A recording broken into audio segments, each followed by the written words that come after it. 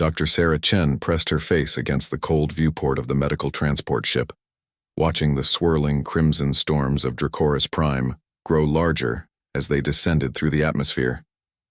The planet looked angry, she thought, like an infected wound against the black of space. Behind her, the other members of the Galactic Medical Corps sat in uncomfortable silence, their various alien forms hunched over data tablets displaying mission briefings they'd already memorized. "Another paradise posting," muttered Kextar, the insectoid surgeon whose clicking mandibles always betrayed his sarcasm. His compound eyes reflected the red glow from the viewport as he cleaned his surgical implements with obsessive precision. "Remind me again why the Council thinks this barren rock is worth our time?" Sarah turned from the window, her human features calm despite the knot of anxiety in her stomach. At 32, she was the youngest member of their team, and definitely the most expendable in the eyes of the Galactic Medical Corps. Humans were still newcomers to the galactic community, barely 2 generations since first contact. They were tolerated more than accepted, useful for their adaptability but hardly respected. "The Dragon clans have been our allies for 3 centuries, replied Dr. Vexani, the team leader. The tall, blue-skinned Altarian's voice carried the authority of someone who'd served in dozens of crisis zones. "When their hatchery worlds face extinction events, we respond. It's what separates us from the hegemony." The ship shuddered as they hit turbulence, and Sarah gripped her medical kit tighter. Inside were the tools of her trade: bioscanners, tissue regenerators, and enough stimulants to keep her functioning for days without sleep. She'd need all of it if the reports were accurate. A solar flare had disrupted Dracoris Prime's magnetic field 3 days ago, bathing the dragon hatcheries in lethal radiation.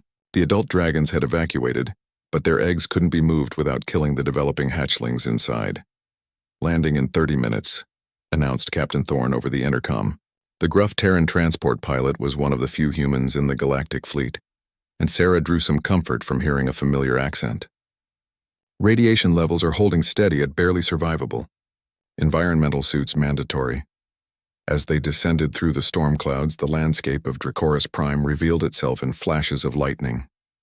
Vast crystalline formations jutted from rust-colored plains, remnants of the dragon civilization that had once flourished here.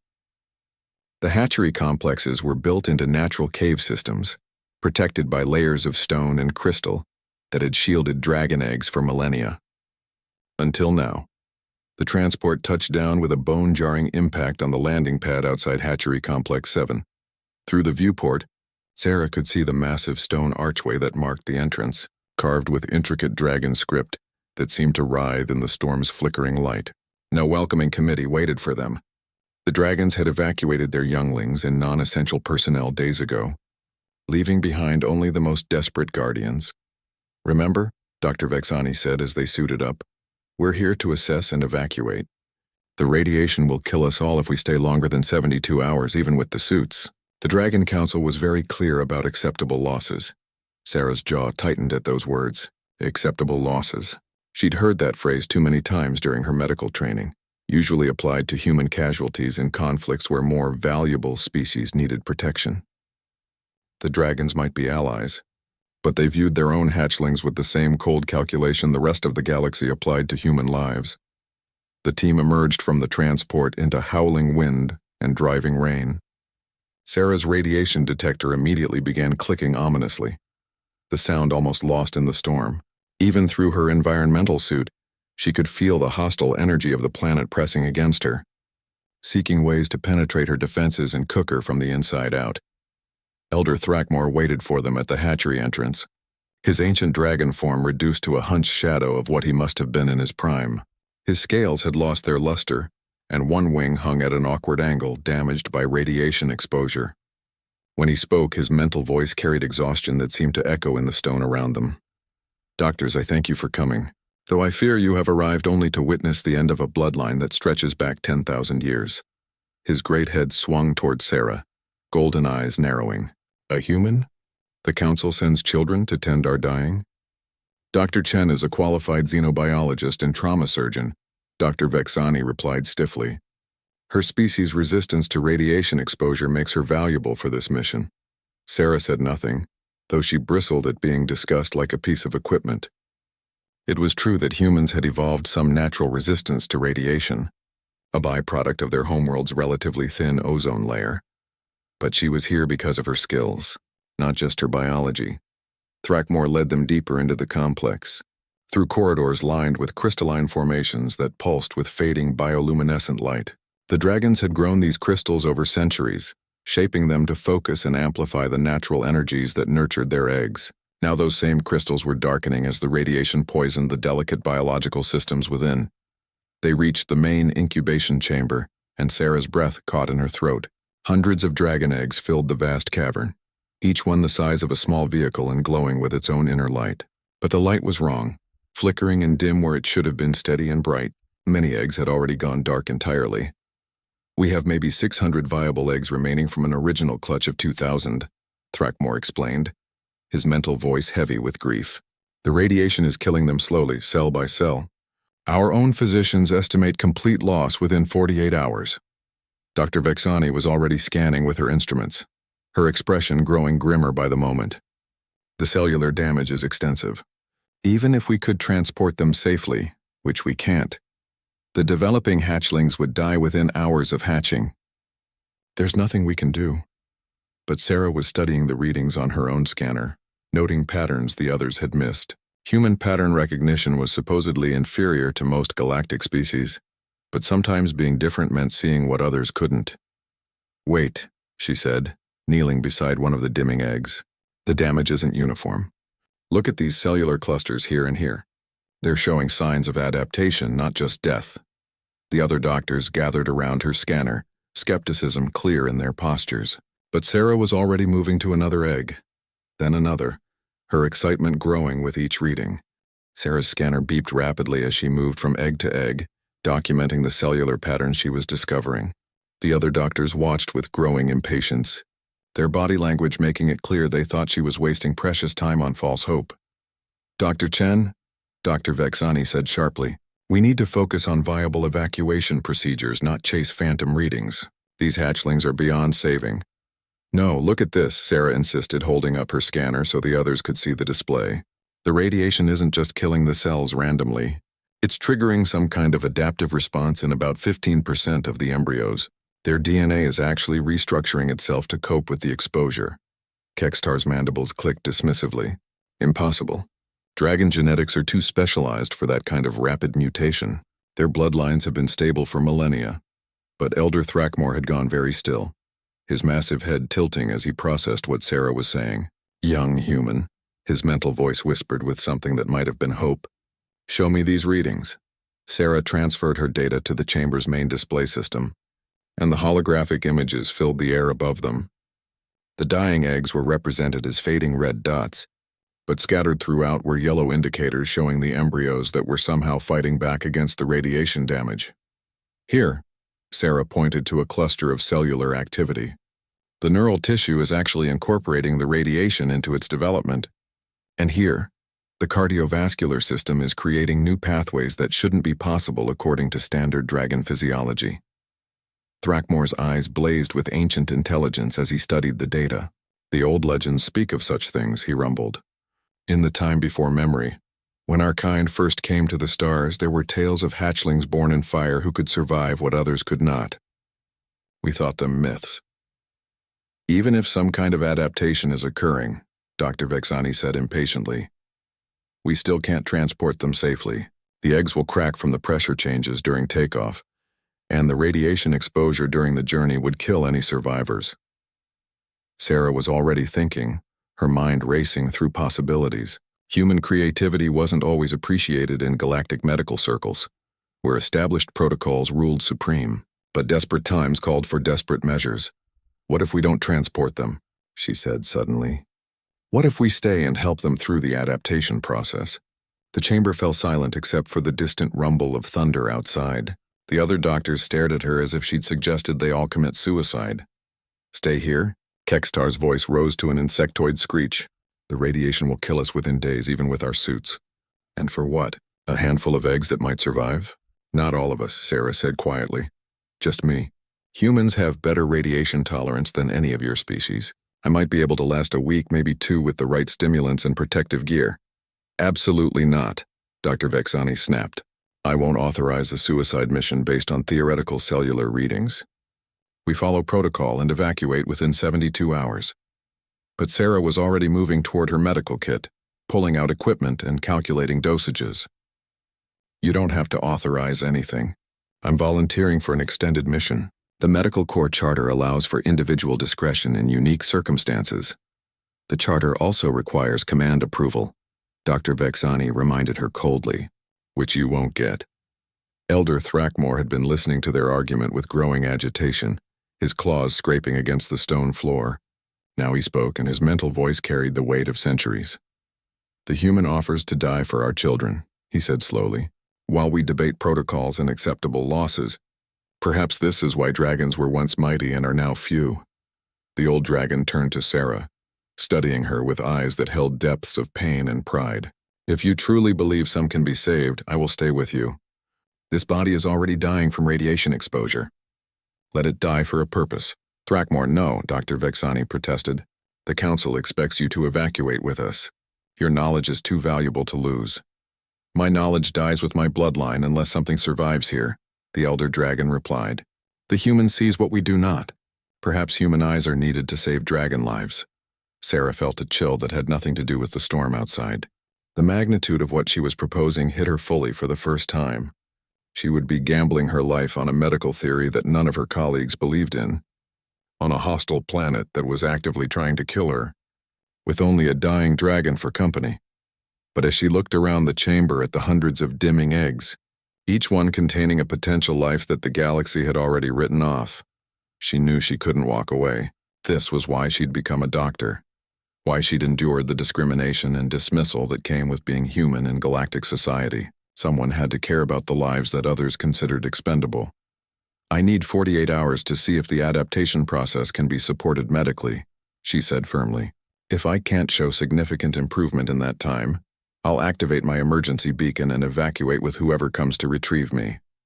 Dr. Vexani's blue skin darkened with anger. This is madness. You're throwing your life away for a theory. Maybe, Sarah admitted, but if I'm right, we could save hundreds of lives that everyone else has given up on. Isn't that worth the risk? The team leader stared at her for long moments, clearly torn between protocol and the possibility that Sarah might actually be onto something. Finally, she activated her communicator. Captain Thorne, this is Dr. Vexani. We need to discuss our departure schedule. While the team leader stepped away to coordinate with the transport crew, Sarah began unpacking additional equipment from the emergency supplies. Medical stimulants, radiation shields, portable power cells for her equipment. If she was going to survive long enough to help the eggs, she would need every advantage she could get. Thrackmore watched her preparations with something approaching approval.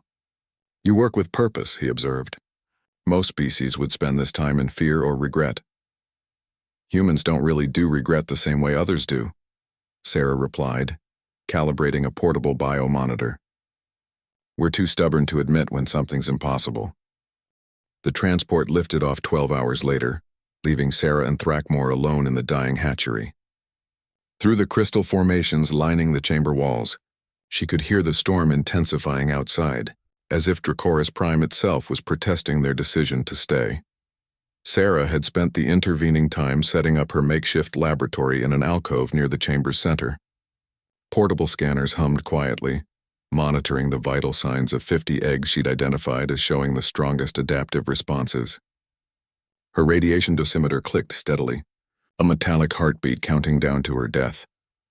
The others think we're fools, she said to Thrackmore as she injected herself with another dose of radiation inhibitors. The drugs would buy her time, but each injection brought diminishing returns and increasing side effects.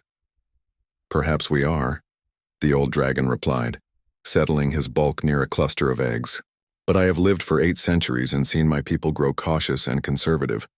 We plan for survival, not for greatness. Maybe it takes a foolish human to remind us what courage looks like. Sarah smiled grimly as she checked her readings. The eggs she was monitoring were showing remarkable changes. The embryonic dragons inside were developing structures that shouldn't exist, cellular modifications that seemed specifically designed to process and utilize radiation rather than be destroyed by it.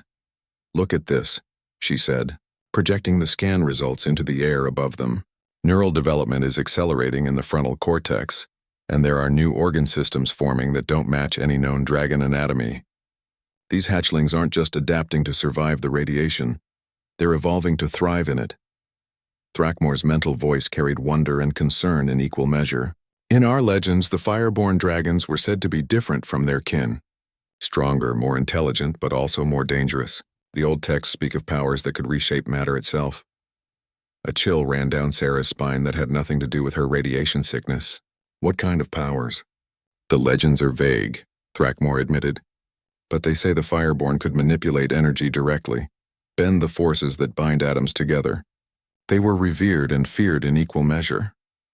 Sarah stared at the scan results with new understanding. The cellular structures she was seeing weren't just adaptation to radiation exposure. They were something entirely new. A leap in dragon evolution triggered by extreme environmental pressure. These hatchlings, if they survived, would be fundamentally different from any dragons that had come before.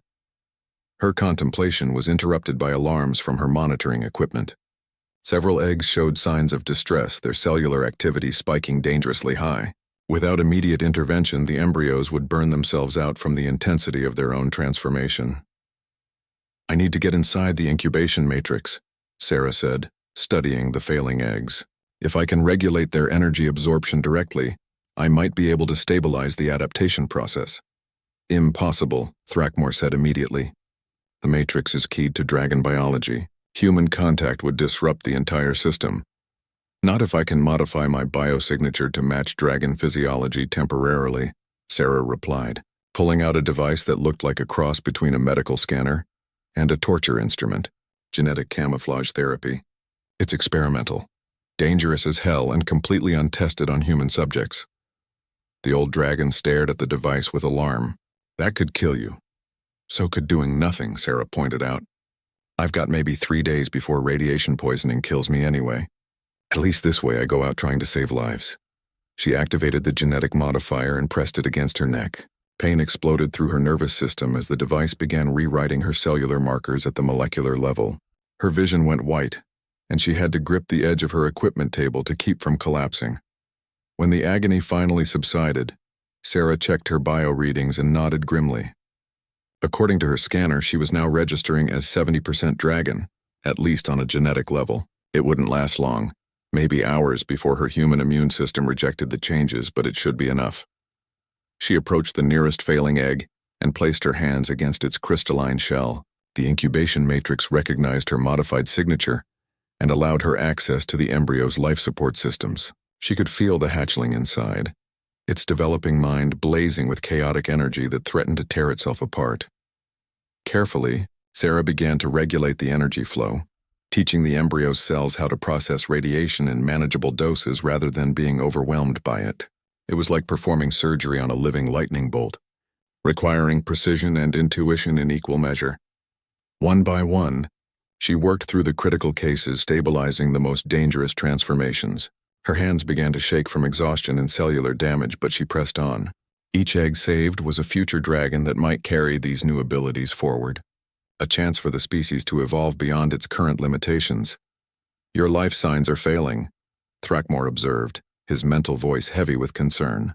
"The genetic modifications are destroying your human biology." "I know," Sarah gasped, moving to another egg. "But look at the success rate. 63% of the modified embryos are now stable. That's better than anyone hoped for." "And meaningless if you die before they hatch," the dragon pointed out. "Who will guide them through the final stages of development?"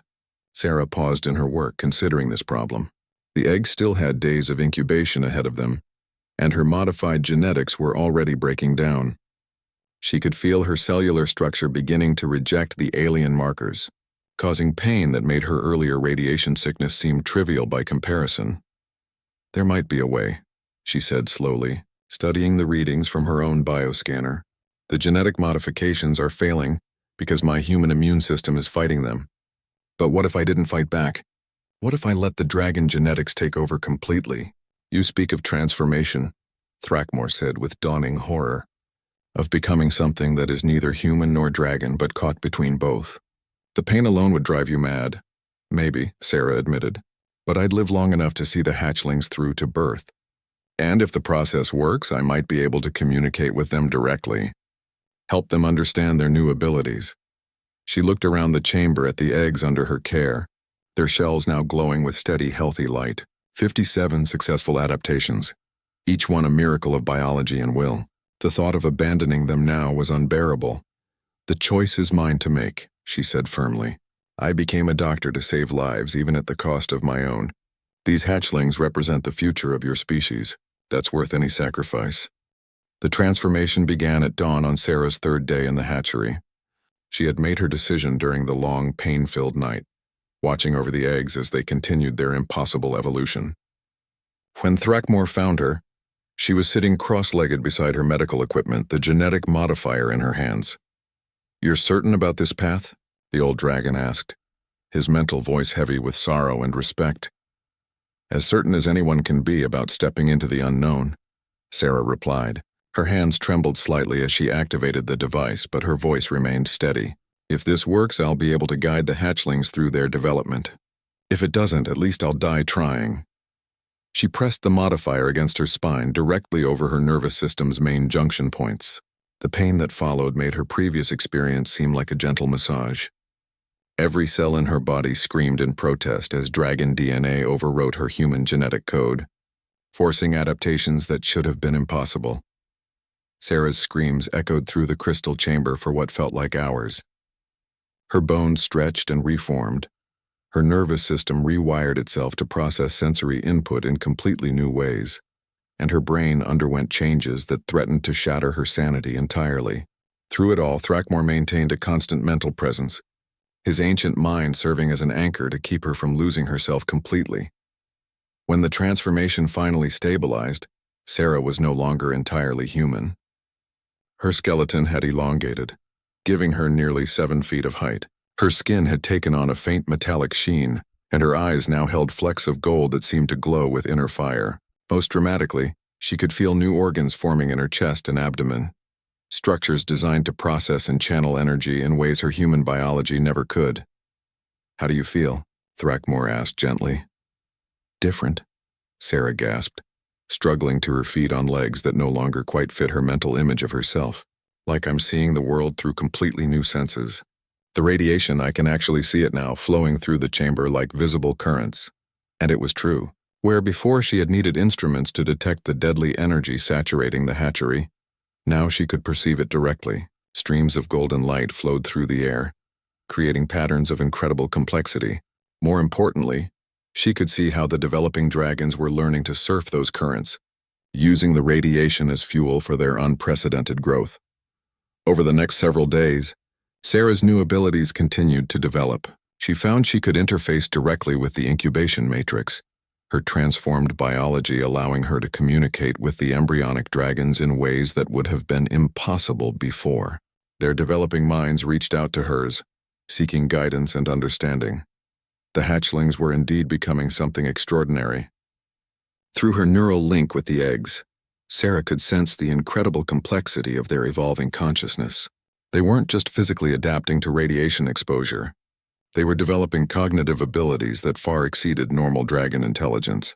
Pattern recognition, energy manipulation, even what seemed to be precognitive abilities. "They're beautiful," she whispered to Thrakmor as she monitored their progress, "and terrifying. I can feel their minds awakening, and they're nothing like the dragons of your legends. They're something entirely new." "The Fireborn return," the old dragon mused. "After 10,000 years of hiding in myth, they emerge again when their people need them most. Perhaps this was always meant to happen. But Sarah's transformation came at a terrible cost. The hybrid biology she now possessed was inherently unstable, requiring constant medical intervention to prevent her organs from rejecting each other. She could feel herself dying slowly, her human and dragon genetics locked in a battle that neither could truly win. Days stretched into weeks, and she grew steadily weaker. Still, she persevered. Each morning brought new developments in the eggs under her care. The shells were changing color, shifting from their natural crystal blue to deep gold shot through with veins of silver. The energy patterns inside had become so complex that Sarah's instruments could barely track them. "First hatching will occur within 72 hours, she reported to Thrakmor during one of her increasingly rare periods of consciousness. "The lead embryo has achieved full neural development and is beginning to crack its shell from the inside." The old dragon had grown even weaker over the past weeks, his ancient body finally succumbing to radiation damage that his will alone could no longer hold at bay. But his eyes still blazed with fierce joy when he heard Sarah's report. 57 new dragons, he whispered. 57 chances for our people to become more than they ever dreamed possible. Your sacrifice will be remembered for 1,000 generations, Sarah Chen. It's not a sacrifice if something good comes from it, Sarah replied, though the effort of speaking left her exhausted. I became a doctor to save lives. If these hatchlings can help your people not just survive but thrive in a hostile galaxy, then everything has been worthwhile. The first egg began to crack the next day, hairline fractures spreading across its golden shell as the hatchling inside prepared to emerge. Sarah dragged herself to the egg despite her failing strength, determined to be present for this moment she had fought so hard to make possible. The shell split with a sound like crystal bells chiming, and a small dragon head emerged into the chamber's artificial light. But this was no ordinary dragon hatchling. Its scales shimmered with the same metallic sheen that Sarah's skin had developed, and its eyes held an intelligence that seemed far too advanced for a newborn creature. The hatchling looked directly at Sarah and spoke, not with its voice but directly into her transformed mind. The communication carried concepts too complex for simple language, but Sarah understood its meaning perfectly. Mother who is not mother, the young dragon said. Teacher who gave life. We know you. We remember the pain gift you shared with us in the time before breathing. Sarah felt tears streaming down her cheeks as more eggs began to crack, each releasing another impossible hatchling into the world. They were all different from their genetic templates, evolved far beyond what any dragon had ever achieved. Some showed enhanced physical capabilities, their small bodies already displaying strength and coordination that defied their age. Others demonstrated mental gifts that bordered on the supernatural, manipulating the chamber's energy patterns with nothing but focused thought. You beautiful, impossible children, Sarah whispered, reaching out to touch the first hatchling with a shaking hand. You're going to change everything. The young dragon pressed against her palm, and Sarah felt a surge of alien warmth flow through her failing body. For just a moment, her pain receded and her strength returned. The hatchling was sharing its newfound energy with her, giving back some small portion of what she had sacrificed to ensure its survival. The hatchings continued for 3 days, each one revealing new wonders and impossibilities. Sarah watched in amazement as 57 dragon hatchlings emerged from their transformed eggs, each one unique but sharing the same, enhanced capabilities that her desperate intervention had made possible. The chamber filled with their crystalline voices as they communicated with each other, and with Sarah through the neural links she had forged during their development. They were learning at an incredible pace, absorbing information about the world around them and immediately beginning to experiment with their newfound abilities. One group of hatchlings had gathered around the chamber's power crystals, somehow instinctively understanding how to manipulate the energy flows that kept the facility functioning. Sarah watched in fascination as they began to repair damage caused by weeks of radiation exposure, their small claws weaving patterns in the air that caused the darkened crystals to regain their natural luminescence. Another cluster was working together to create complex geometric patterns on the chamber floor, using controlled bursts of energy to etch designs that hurt to look at directly. When Sarah examined their work more closely, she realized they were creating some kind of mathematical proof, a demonstration of principles that were completely beyond her understanding. But it was the lead hatchling, the first to emerge, that showed the most remarkable development. Within hours of hatching, it had grown to nearly twice the size of its siblings and demonstrated an intuitive grasp of both dragon culture and human technology that should have taken years to develop. The knowledge giver's approach, it announced suddenly, its mental voice carrying an authority that seemed impossible for such a young creature. The old ones return with the sky swimmers. They bring fear and wonder in equal measure. Sarah struggled to her feet, her transformed body protesting every movement. Through her enhanced senses, she could indeed detect approaching aircraft, their energy signatures blazing against the storm-darkened sky like miniature suns. The evacuation team, she realized. They said they'd return in 1 month to retrieve any survivors. I'd lost track of time. Thrackmore stirred from his position near the chamber's edge, his ancient eyes focusing with difficulty on the approaching lights visible through the crystal formations. Let them come, he wheezed. Let them see what their abandoned experiment has achieved. The lead hatchling approached Sarah, moving with grace that belied its recent birth. When it looked at her, she could see depths of understanding in its golden eyes that spoke of wisdom gained through their shared neural connection during its development. "Changebringer," it said gently, "your body song grows weak. The transformation price demands payment soon." Sarah nodded, having felt her hybrid biology reaching its limits over the past several days. The genetic modifications that had saved the hatchlings were now killing her more efficiently than the radiation ever could. She estimated she had perhaps hours left before the competing DNA patterns finally tore her apart at the cellular level. "It doesn't matter," she said, looking around at the miracle she had helped bring into existence. "You're all alive and healthy. That's what matters." The sound of landing engines echoed through the chamber as the rescue ships touched down outside the hatchery complex. Sarah could hear voices calling through the corridors, speaking in the clipped tones of medical personnel conducting an emergency search. "Dr. Chen? Dr. Chen, if you're alive, please respond." It was Dr. Vexani's voice, tight with anxiety and what might have been guilt. The team leader had clearly expected to find only corpses after a month on the irradiated surface. "Here," Sarah called back, though her voice came out as barely more than a whisper. "In the main chamber." The sound of running footsteps echoed through the corridors, followed by gasps of amazement as the rescue team emerged into the chamber and saw what waited for them. 57 dragon hatchlings, each one glowing with inner fire, and obviously thriving despite the hostile environment that should have killed them weeks ago. Dr. Vexani stopped short at the chamber entrance, her scanner falling from nerveless fingers as she stared at the impossible scene before her. Behind her, Kextar's mandibles clicked in rapid-fire patterns that indicated extreme agitation, while the rest of the medical team simply stood frozen in shock. "This is impossible," Dr. Vexani breathed. The radiation levels, the cellular damage projections, everything said total extinction within days. "Human stubbornness," Sarah said with a weak smile. "We specialize in making the impossible work." But as the medical team approached, the hatchlings reacted with obvious wariness. Their mental voices filled Sarah's consciousness with warnings and concerns about the newcomers' intentions.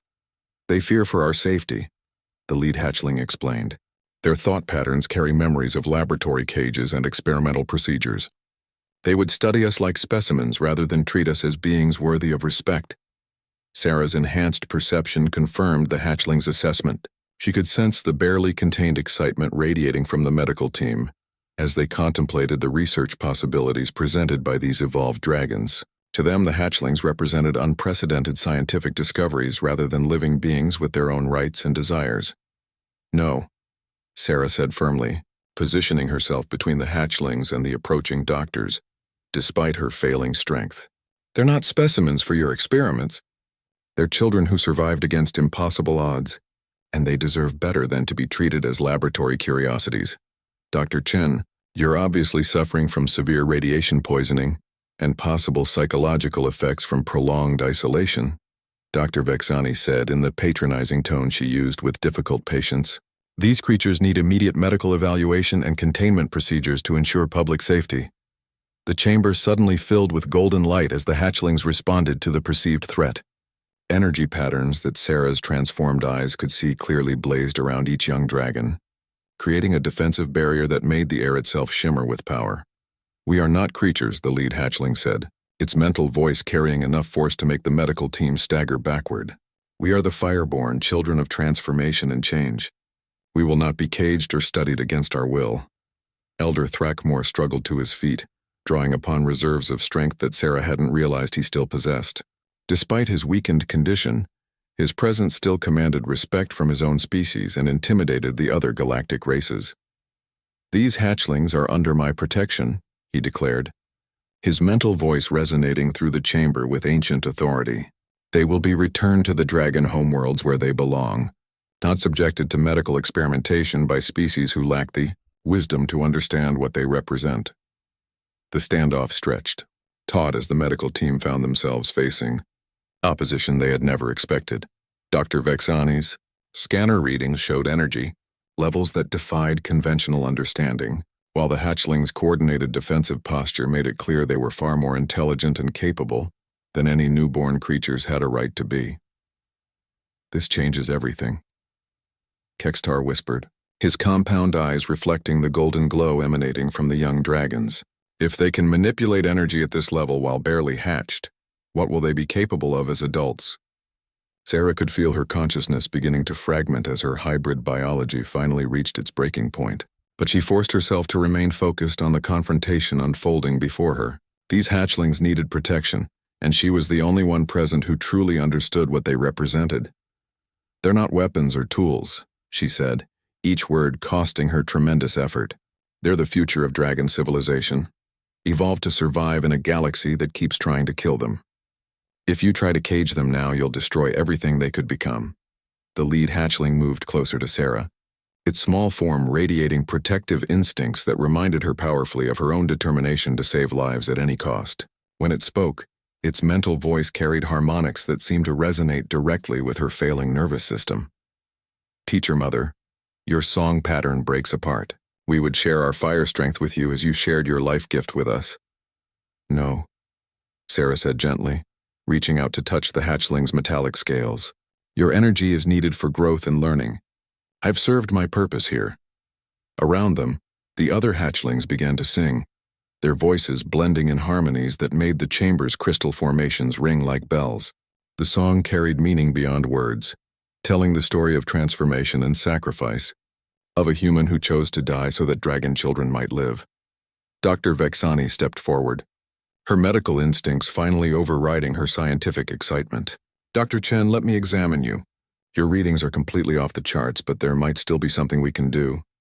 "Too late for that," Sarah replied, though she felt grateful for the offer.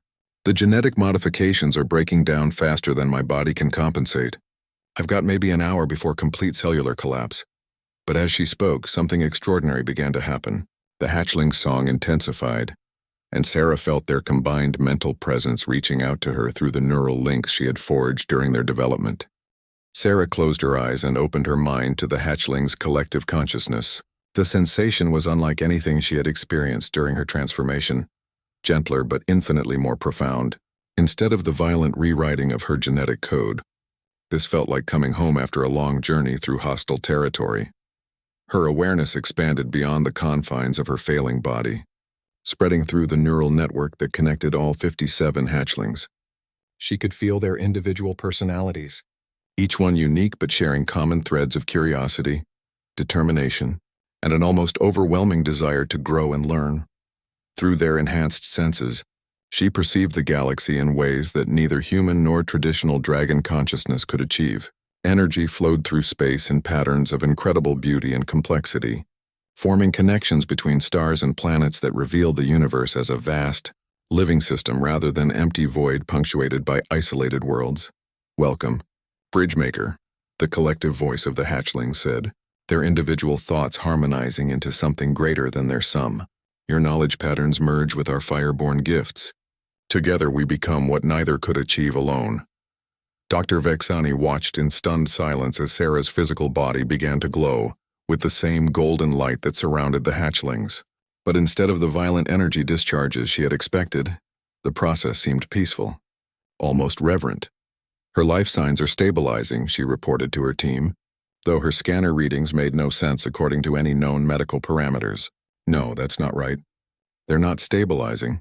They're transforming into something I don't have reference points for."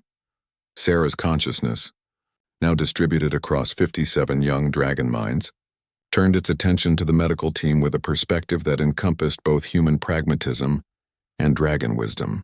She could see their fears and ambitions laid bare, understanding their desire to study the hatchlings while also recognizing the danger such scrutiny would represent. "Dr. Vexani," she said, her voice now carrying harmonics that made the chamber's crystals sing in response. "These children need protection, not analysis. They're not just evolved dragons, they're a new form of life entirely. Subjecting them to standard research protocols could destroy the very qualities that make them extraordinary." The team leader struggled to process what she was witnessing. Her medical training told her that consciousness transfer was impossible, that Sarah's apparent integration with the hatchlings had to be some form of group hallucination brought on by radiation exposure and psychological trauma. But the evidence before her eyes couldn't be dismissed. The hatchlings moved with perfect coordination, their individual actions serving a greater purpose that suggested true collective intelligence. More significantly, they were beginning to demonstrate abilities that went far beyond enhanced dragon physiology.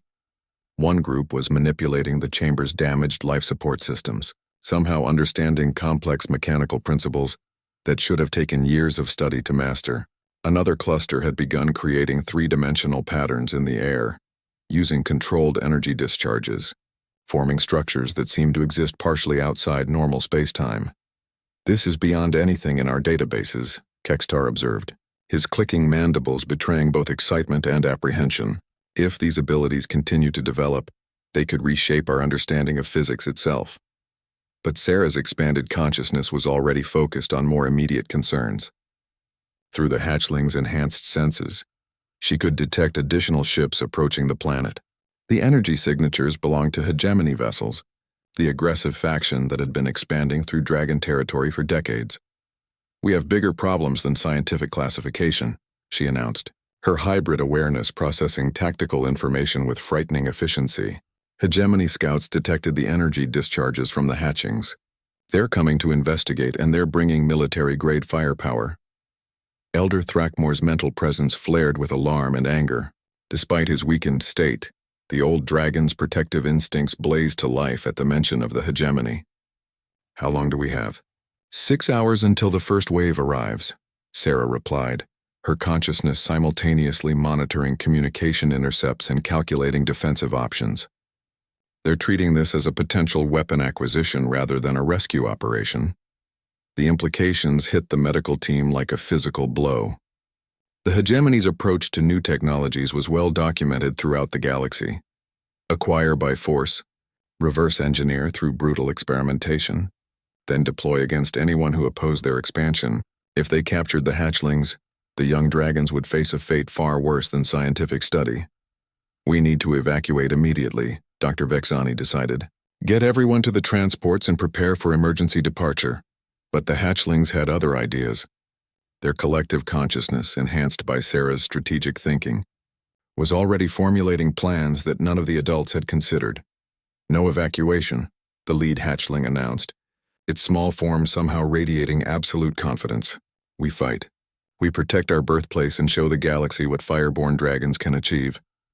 "You're children," Dr. Vexani protested, "barely hatched and completely untrained. You can't possibly stand against hegemony military forces."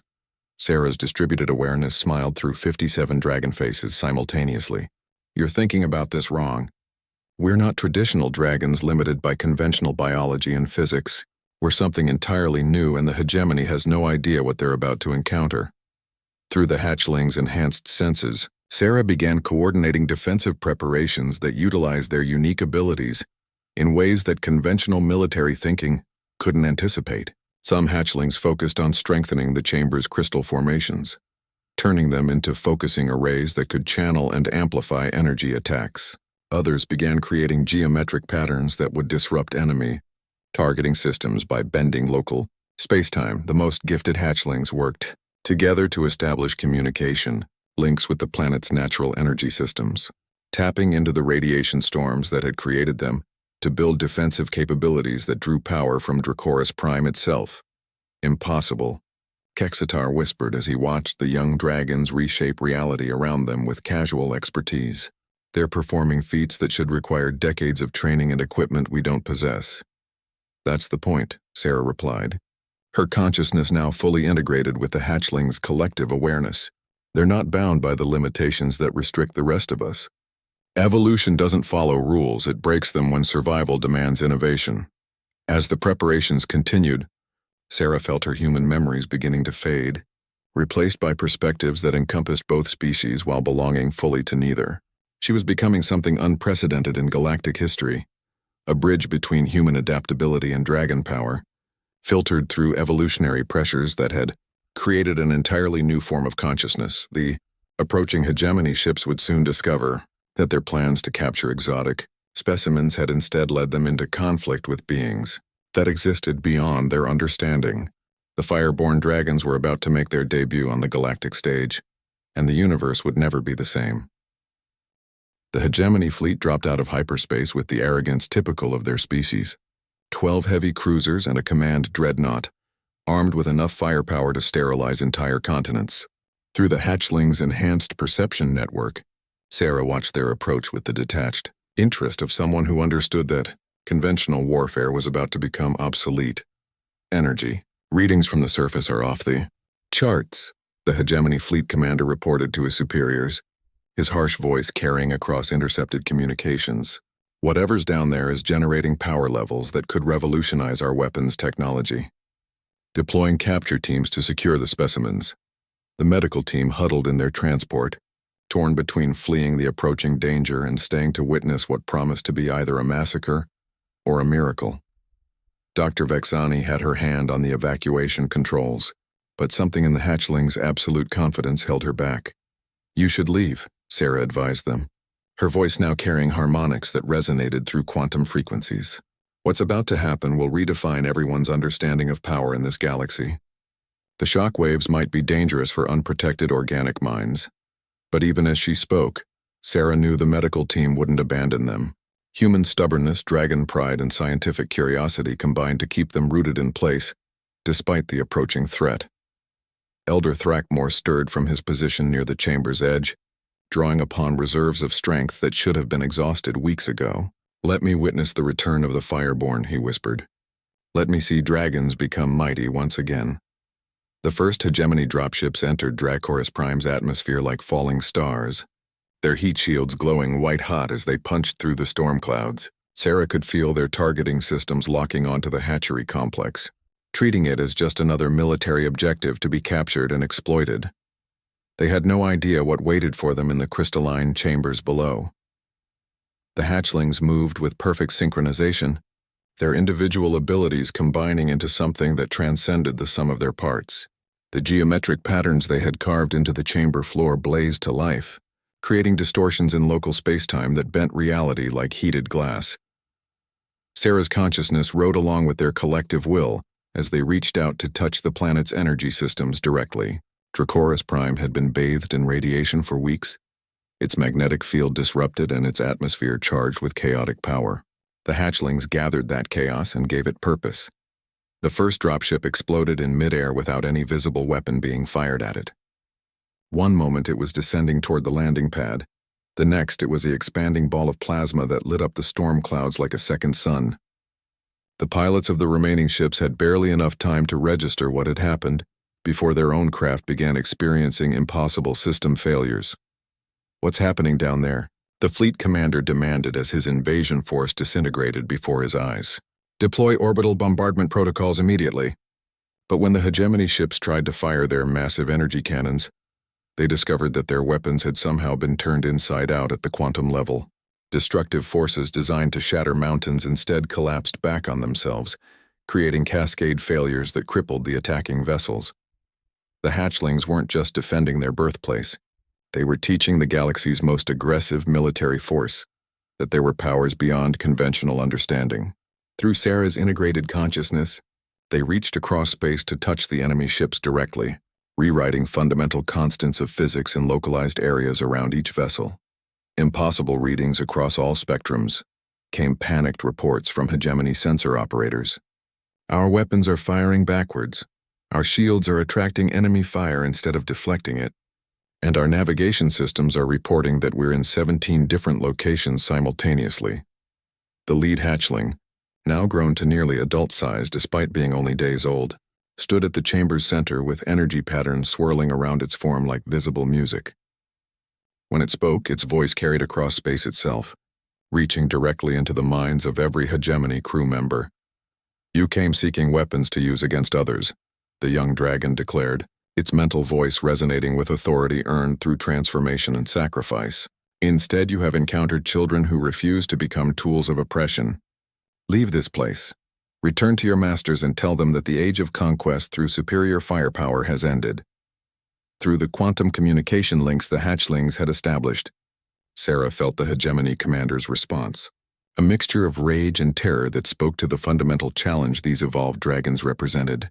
Their entire civilization was built on the principle that sufficient force could overcome any obstacle. Encountering beings who could casually rewrite the laws of physics threatened their core beliefs. Fall back to minimum safe distance, the commander ordered, though his definition of safe had just been rendered meaningless. Prepare strategic-level weapons for planetary sterilization. Whatever's down there cannot be allowed to spread. But as the hegemony ships tried to withdraw, they found their escape routes blocked by something that shouldn't have been possible. The hatchlings had somehow convinced local spacetime to form loops around the enemy fleet, creating recursive geometries that trapped the vessels in gravitational eddies of their own making. "Admiral," Sarah said, her consciousness reaching across the void to speak directly to the hegemony commander, "your ships are now part of a stable orbit around Dracoris Prime. You can leave whenever you choose, but only after agreeing to certain conditions.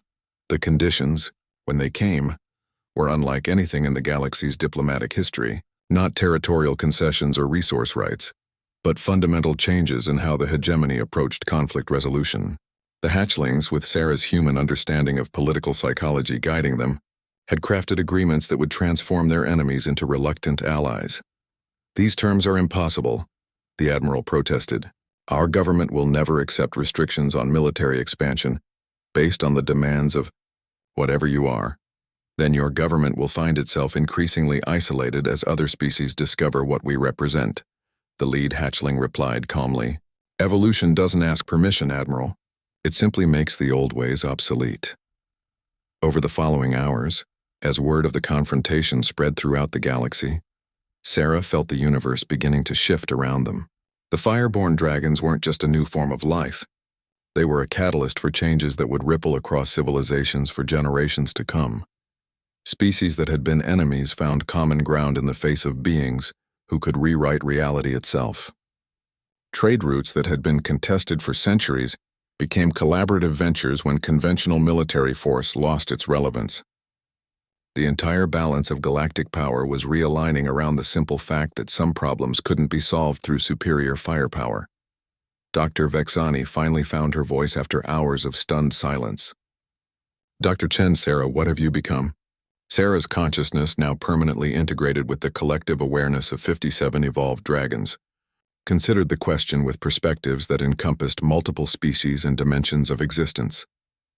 "I became what I always was," she replied, her voice carrying the warmth of human compassion and the wisdom of ancient dragons. "A doctor who refused to let her patients die, even when everyone else had given up hope. The rest is just evolution responding to need." Elder Thrackmore's aged eyes blazed with pride and wonder as he looked upon the transformed hatchlings. "The Fireborn have returned," he whispered, "and they bring with them the promise of a galaxy where strength serves wisdom rather than conquest." As the storm clouds began to clear around Dracoris Prime, revealing stars that seemed somehow brighter than before, Sarah felt the deep satisfaction that came from a life dedicated to healing. She had saved 57 lives that everyone else considered lost, and in doing so, had helped birth a new age in galactic history. The age of the Fireborn had begun, guided by the consciousness of a human doctor who proved that sometimes the most impossible dream is just evolution, waiting for the right moment to emerge.